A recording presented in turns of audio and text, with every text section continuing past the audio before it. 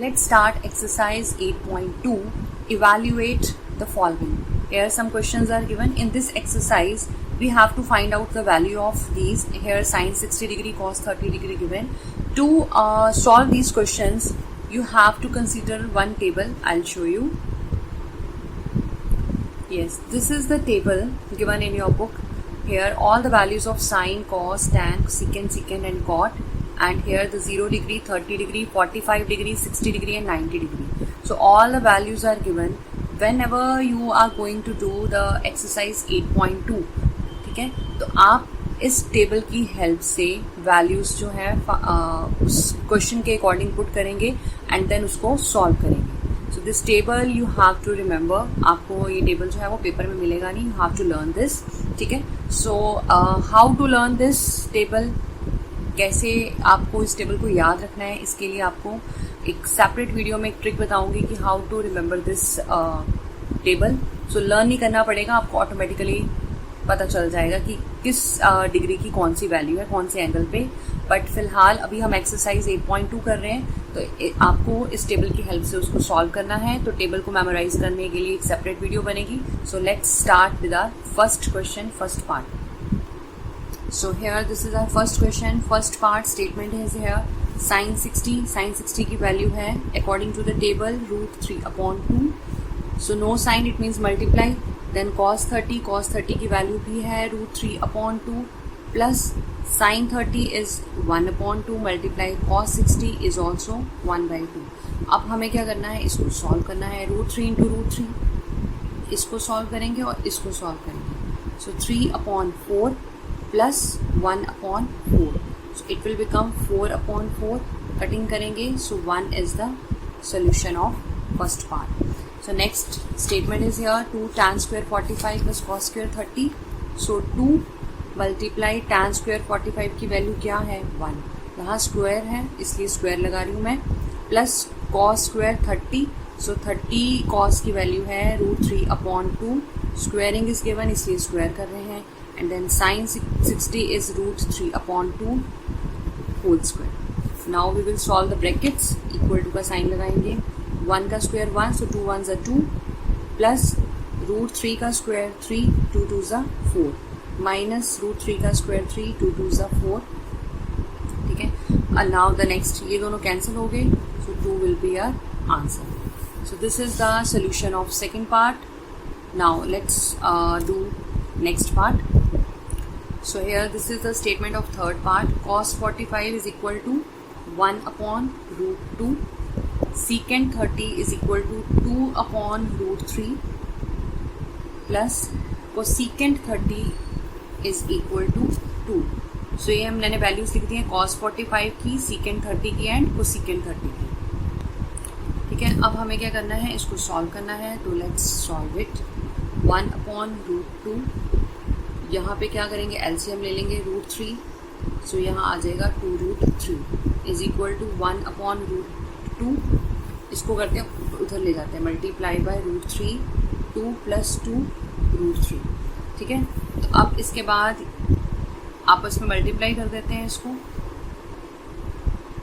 ठीक है, तो ये हमारा हो जाएगा √3 और ये हमारा क्या बनेगा 2. इसमें से 2 कॉमन निकलता है ना, तो 2√2 ब्रैकेट में कर देते हैं √3 + 1.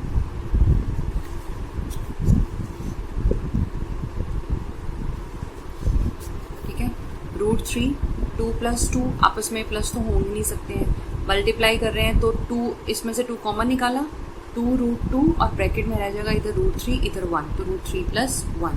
तो हमारे पास वैल्यूज़ क्या आई हैं, इक्वल टू √3, 2√2, √3 + 1. ठीक है, तो चलिए यहाँ तक हमारे पास वैल्यूज़ आ गई हैं. अब फर्दर क्या करेंगे, इसको वैसे तो हमारे पास आंसर आ गया है, बट आंसर इतना बड़ा फॉर्म में नहीं ना लिखेंगे, इसको थोड़ा सिंप्लीफाई करने के लिए इसको रैशनलाइज कर देते हैं. रैशनलाइजेशन आपने ऑलरेडी सीखी हुई है. सो ये √3 + 1 है, इस रूट को ख़त्म करने के लिए √3 - 1 के साथ मल्टीप्लाई कर देंगे.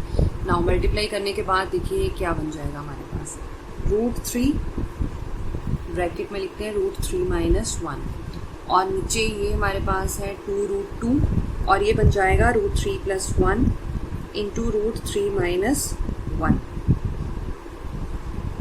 Root 3 plus 1 root 3 minus 1।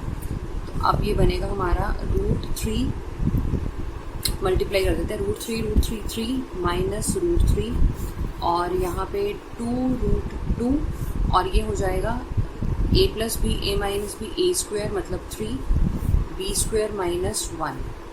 So 3 minus root 3 2 root 2 multiply 2, so 3 minus root 3, so ultimately ये बन गया 3 माइनस रूट 3 4 रूट 2। ठीक है, तो अभी भी हमारे पास डिनोमिनेटर में रूट आ रहा है, एक बार फिर से इसको रैशनलाइज कर देंगे तो ये बन जाएगा 3 root 2 minus root 6 4 root 2 into root 2 2 4 2 ज़ा 8। So finally we got the answer 3 root 2 minus root 6 upon 8। हमें तब तक उसको रैशनलाइज किया जब तक हमारा डिनोमिनेटर होल नंबर में नहीं आ गया। ठीक है, तो once again look at this question.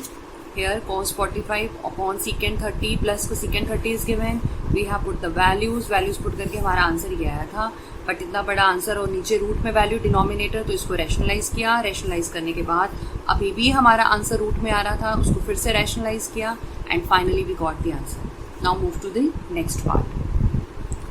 Now this is the fourth part statement. Let's put its value sin 30। ठीक है, sin 30 की वैल्यू पुट करते हैं। sin 30 is equal to 1/2, equal to का साइन लगाएंगे। tan 45 है 1, तो secant 60 है 2 upon root 3 divided by secant 30 है हमारे पास 2 अपॉन रूट 3। देन cos 60 की value 1/2 plus cot 45 1। Now next step में क्या करेंगे, इन सब का एलसीएम ले लेते हैं। 2 रूट 3 यहाँ पे आएगा रूट 3 प्लस 1, इसके पास कुछ नहीं है तो दोनों 2 रूट 3 ऊपर आ जाएगा माइनस 2 2 2 ज़ा 4, क्योंकि रूट 3 ऑलरेडी नीचे है। यहाँ पे आ जाएगा, यहाँ पे भी एलसीएम लेते हैं। 2 root 3 here it will become 4 plus 2 already है तो यहाँ आएगा रूट 3 प्लस 2 रूट 3। ठीक है, तो ये टू रूट 3 कैंसिल हो जाएगा और ये इसको प्लस हो सकता है। Root 3 plus 2 root 3 3 root 3 minus 4 और यहाँ पे 2 रूट 3 और रूट 3, तो ये भी बन जाएगा 3 रूट 3 प्लस 4। ठीक है, तो अभी हमें क्या करेंगे, इसको रैशनलाइज करेंगे सो दैट हमारा डिनोमिनेटर में जो रूट है वो ख़त्म हो जाए। इसको नेक्स्ट स्टेप पे करते हैं। Equal to 3 root 3 minus 4 3 root 3 plus 4। तो रैशनलाइज करने के लिए इसको करेंगे रूट 3 माइनस 4 से, इसको भी रूट 3 माइनस 4 से। तो मल्टीप्लाई करेंगे 3 रूट 3 राइट।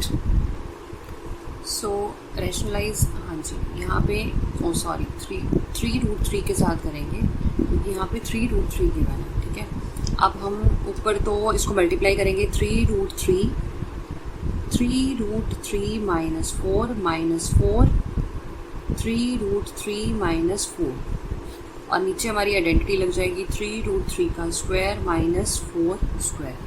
अब इसको ओपन करते हैं, मल्टीप्लाई करते हैं। 3 3 ज़ा 9 9 3 ज़ा 27 माइनस 4 3 ज़ा 12 रूट 3 माइनस 12 रूट 3 प्लस 16 9 3 ज़ा 27 माइनस 16, तो 27 plus 16 43 and minus 12 minus 24 root 3 27 minus 16 11.